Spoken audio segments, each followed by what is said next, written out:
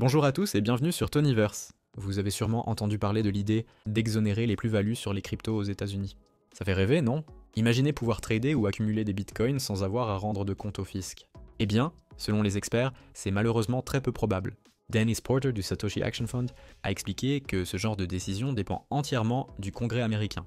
Et entre nous, avec les milliards de dollars que ça coûterait au gouvernement, on comprend vite pourquoi ce n'est pas dans leur priorité. Mais il y a une idée qui semble plus réaliste.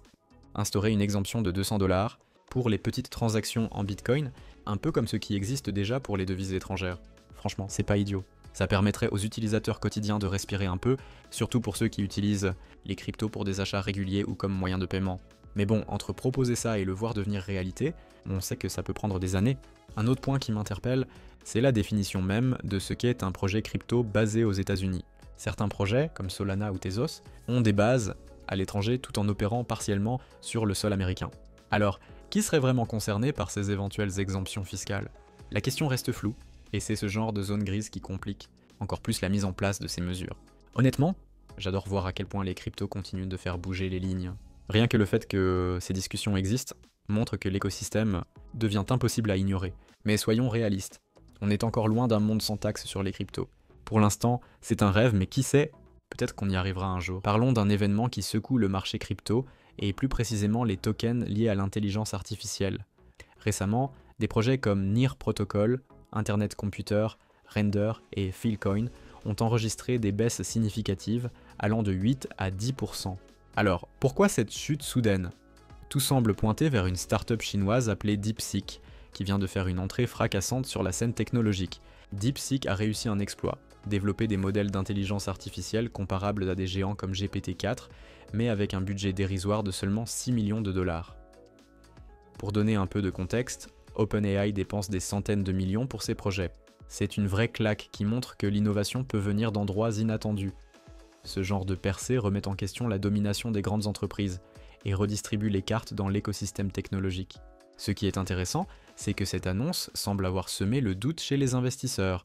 Les tokens liés à l'IA ont plongé, probablement à cause de la peur que cette innovation puisse détourner l'attention et les fonds des projets actuels.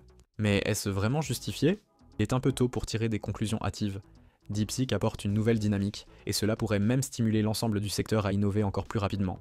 D'un autre côté, cette correction sur les tokens IA pourrait être une opportunité.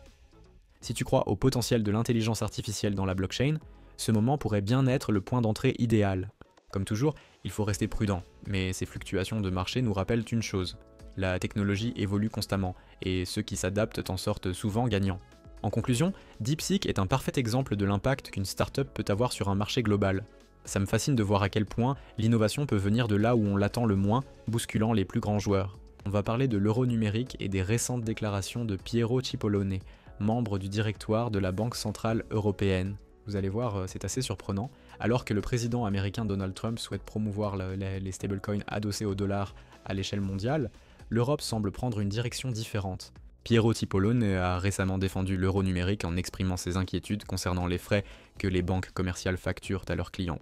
Il a déclaré que les solutions actuelles désintermédient davantage les banques, leur faisant perdre des commissions et des clients, d'où la nécessité, selon lui, d'un euro numérique. Personnellement, je trouve cette position assez déroutante. Plutôt que de se concentrer sur l'innovation ou les avantages potentiels pour les utilisateurs, la BCE semble surtout préoccupée par la protection des revenus des banques. C'est un peu comme si on mettait la charrue avant les bœufs, non? Si l'Europe voulait vraiment concurrencer le dollar sur le terrain des actifs numériques, elle aurait pu commencer par proposer un cadre réglementaire favorisant l'innovation. Au lieu de cela, on a l'impression que l'objectif principal est de préserver le modèle bancaire traditionnel. Et vous, qu'en pensez-vous? Pour nous, en tant qu'utilisateurs, l'intérêt de l'euro numérique reste flou. Le grand public ne sait pas vraiment à quoi il servirait, et beaucoup d'investisseurs crypto s'inquiètent du contrôle accru que la BCE pourrait exercer sur nos finances. Ça soulève pas mal de questions sur la confidentialité et la liberté financière. En conclusion, ces déclarations montrent clairement où se situent les priorités de la BCE, plutôt que de favoriser l'innovation et de penser aux avantages pour les utilisateurs. L'accent est mis sur la protection des banques. C'est une approche qui mérite réflexion. Merci d'avoir suivi cette analyse sur Tonyverse. N'hésitez pas à partager vos impressions en commentaire et à vous abonner pour rester au courant des dernières actus crypto.